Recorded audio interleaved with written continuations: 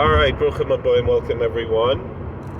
So recently, it was actually yesterday over Shabbos, I got into a bit of a vikuach, a disagreement with one of my neighbors over the concept of the power of Amar da Astra in a community, and what does that mean in a community.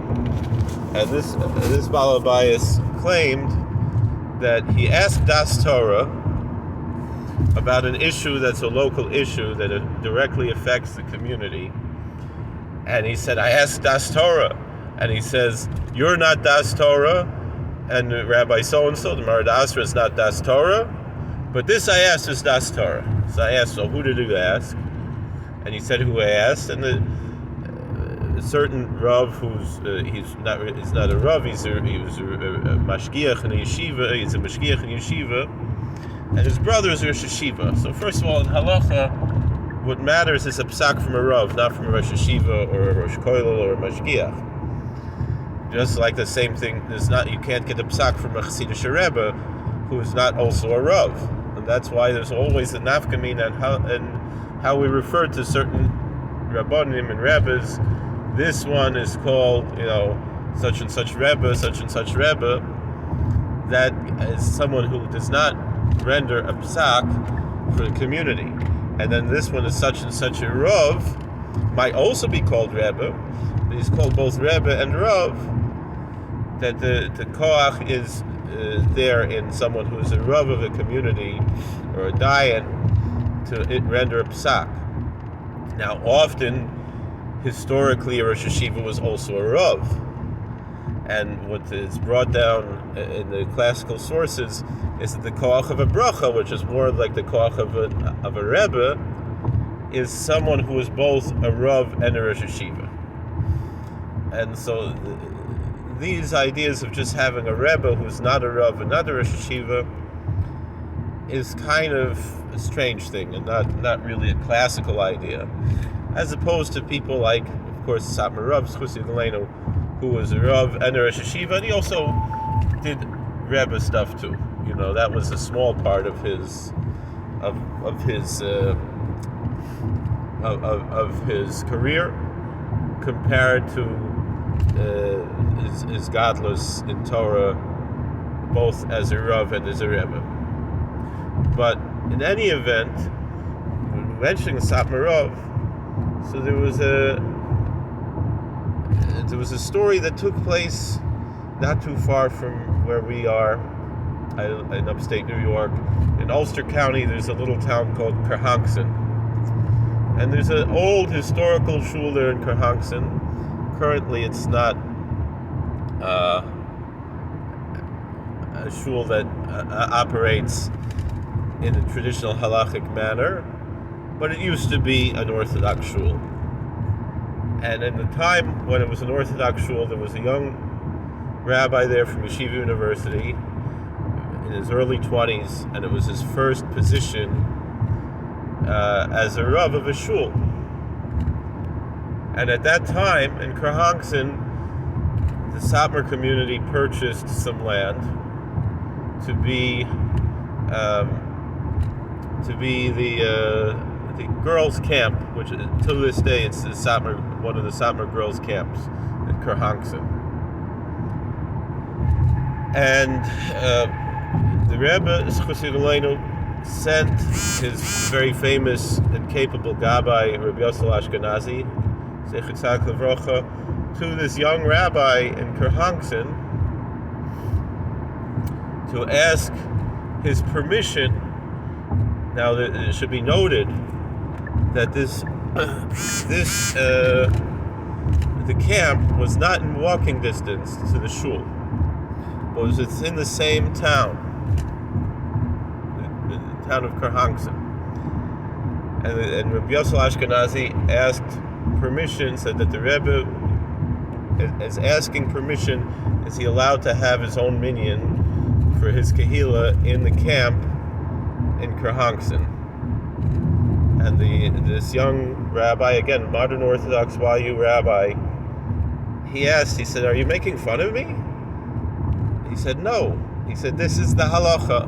you are the Marda Asra of this town, you are the Rav of this town, and the chief rabbi of the town, and nobody has a right to start another minyan without your permission.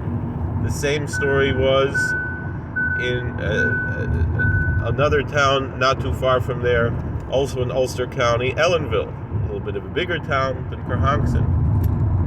And the same thing. Rabbi Eisner, Zechron Livracha, was the Rav there for many years. And when Rav Moshe Feinstein, very famous posek, gadol, who, although he was famous for being a Rosh Yeshiva, he had also functioned as a Rav in Russia, and that's why he had the koyach of Psak, because of his experience in Rabbonis. Otherwise, just as the same thing, Rav Aaron Kotler was also a Rav in Lithuania, in addition to being a Rosh Yeshiva, and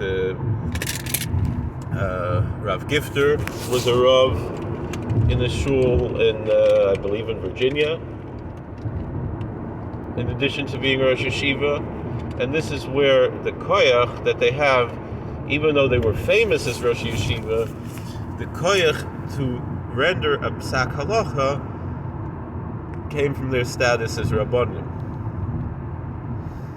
And for that reason, with all due respect, it's understood that the Mishnah Berurah is not a book of psak, but a book of perush on the Shulchan Aruch. Which, if you read the Mishnah Berurah in the simple face value, it doesn't seem that the Chavetz Chaim Schus Yigolenu was rendering a psak, but rather offering a perush, an explanation and a running commentary, but not actually rendering a psak, but rather bringing piskei halacha for the purpose of understanding. So whenever I see something that it's claiming this is a psak of the Mishnah Berurah, I find it to be rather strange that's the way that's presented. Even though everyone recognized the Chavetz Chaim as the Gadol Ador, but the same thing, just like the same thing with the Vilna Gaon, and the same thing with many Hasidic Rebbes who did not serve as Rabbanim, did not serve in Rabbanis. They're generally from the Hasidic Rebbes, you don't have anything that would resemble a psak. But what we would have, like we said, from, let's say, from the Vilna Gaon or from the Chavetz Chaim, is generally understood to be a perush and not a psak. But the perushim that they brought were based on piskei halacha from Rabbanim. So in any event, but beside that point, even if someone is a Rav, and not only a Rosh Yeshiva or a Mashgiach or whatever, that this particular Gadol Batorah, who could be a very big tzaddik and a big Talmid Chacham and maybe a bigger Talmid Chacham, but the idea of rendering a psak is not within his domain. And to understand this concept, we should look at what the Ramah says here. And this is basically a concise understanding of the halachic doctrine of a Marda Asra, although there are other sources for it that would seem to indicate that the koach of a Marda Asra is a koach midoraisa, that the power of a local community rabbi, who's the chief rabbi of a community, and in a small town where there's only one shul, or a small community there's only one shul, then he really has the power of essentially being the chief rabbi of the town. So it's a tremendous koyach that he has within the town limits, but his jurisdiction ends halfway between the next town that has a Marda Asra. That's the way that's understood from most of the Achronim. We discuss these issues. But here we have the Ramah in Yeridea, Siman Reish Mem Hey, Sif Chaf Beis. The Mechaber here is talking about a Melamed Tanaikus, about a teacher of children. But here the Ramah takes the opportunity to discuss the issue of the inyan of the Rav Ha'ir, Rav Yoshev Ha'ir. If there's a rabbi who sits and dwells in a town, v'loimed b'Rabah, and he teaches publicly, Yachal Chacham Acher Lavo L'Limoid Gam Kein Sham. Another rabbi can come and teach Torah there, not render a psak, but teach Torah as a teacher. He can even take away a small amount of the parnasa of the first rabbi who's established in the city for teaching Torah. That is permitted.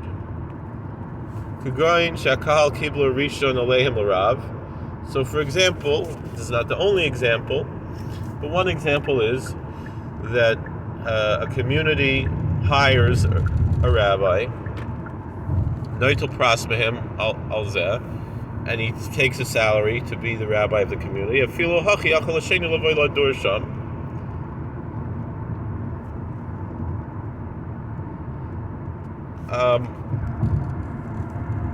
Despite that, the second can come and live there, and he could also establish himself as a rabbi like the first one, if he is worthy to that, if he is dwelling there permanently. But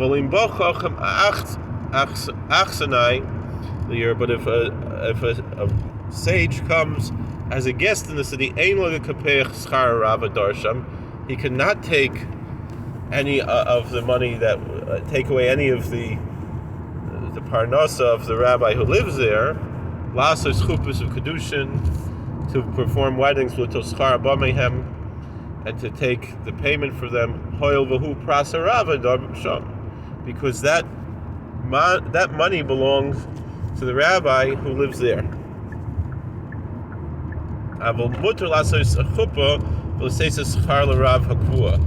However, he could perform.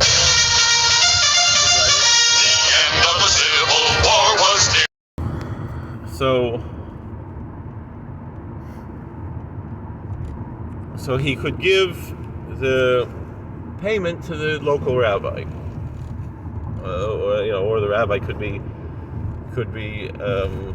forgive it and allow him to take it. But the main idea is that you're not supposed to come to another town and perform a marriage ceremony. This was another problem we had in our town, and I told people they're violating the halacha, and they said, go fly a kite.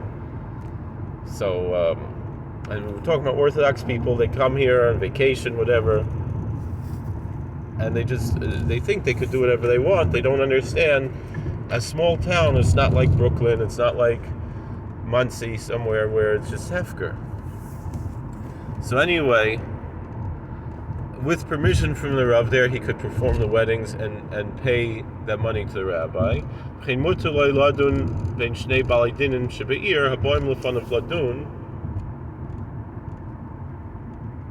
He could also, if there is a civil dispute between two local community members, a guest rabbi could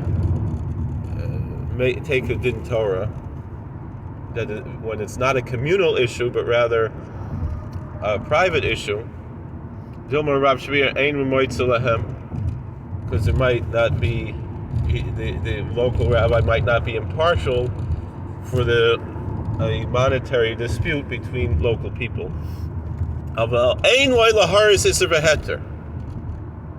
However, he cannot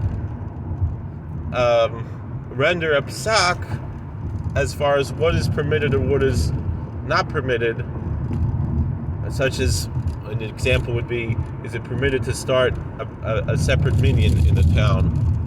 when the Rav of the community specifically opposes it, and so forth, and other issues. And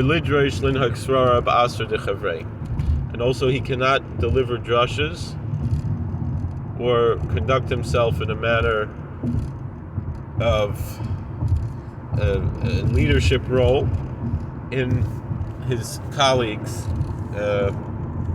jurisdiction.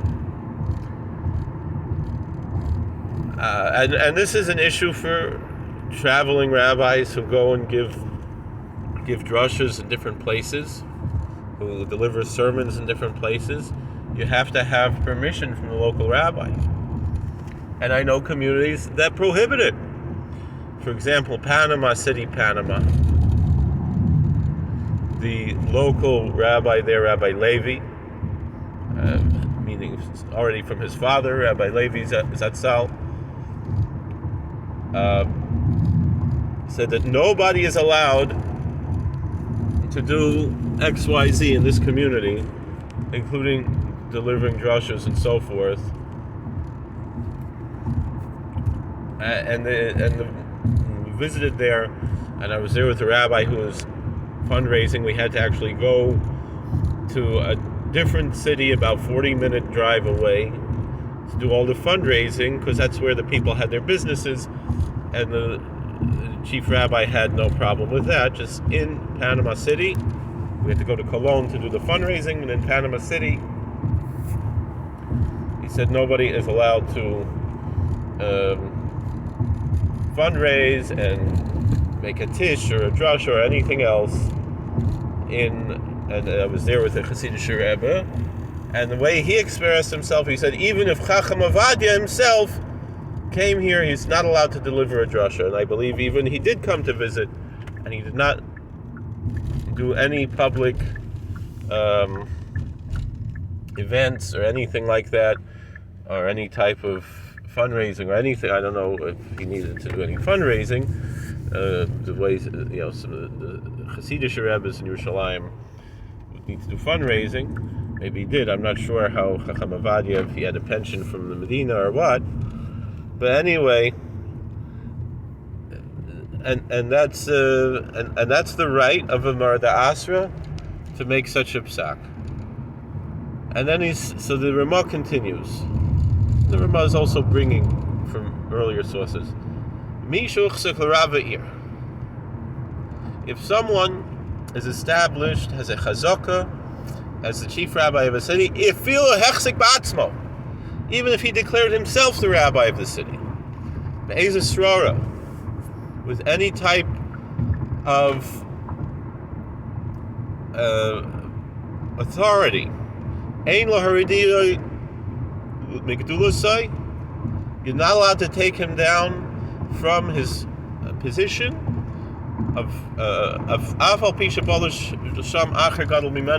even if a greater gadol came to live there. So the same story, or here's a summer vacation, but here we have the respect that the Satmarav had for a young YU rabbi in Kerhankson, the respect that Rav Moshe Zatzal had for Rav Eisner Zatzal. Rav Eisner was a Talmud Chacham Muvhak, because this is the halacha clear in the Shulchan Aruch. He brings from the Rivash, Afilu b'noi ben b'noi la'olam koidmin la'cherim. And the thing is that, and many people wonder, why is it that a rabbi's son continues to follow in his footsteps? It's here in the halacha. It's not just a Hasidic idea. This is a halachic idea that a son or a grandson come before others, calls mashmalim makom aviseim, as long as they're filling their father's position, b'yira, and that they still maintain their piety, and as long as they're a little bit, they know how to learn a little bit. They don't have to be as great as their father. So again, the same question we have is, you have sometimes a Hasidic Rebbe is not as great as his father, but he has the koyach of a mamala mokim, and and the same thing of a Rav, and it's lav davka Hasidish Rav. This is a halachic issue already brought in the Ramah, in the Shulchan Aruch, on the condition that the person has Yiras Shamayim and can learn a little bit. Now, other communities might have a minhag to have a Rav by a contract, and they have a set contract for when they hire a Rav or not.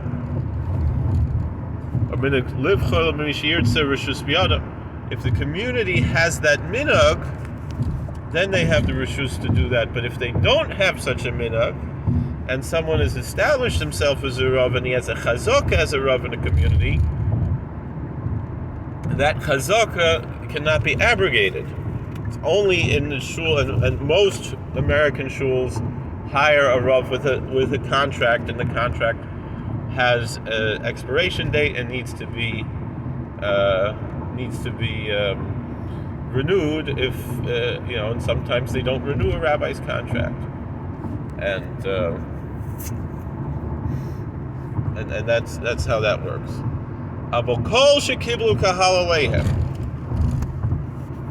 But however, if during the time that the Kehillah has accepted someone as a Rav,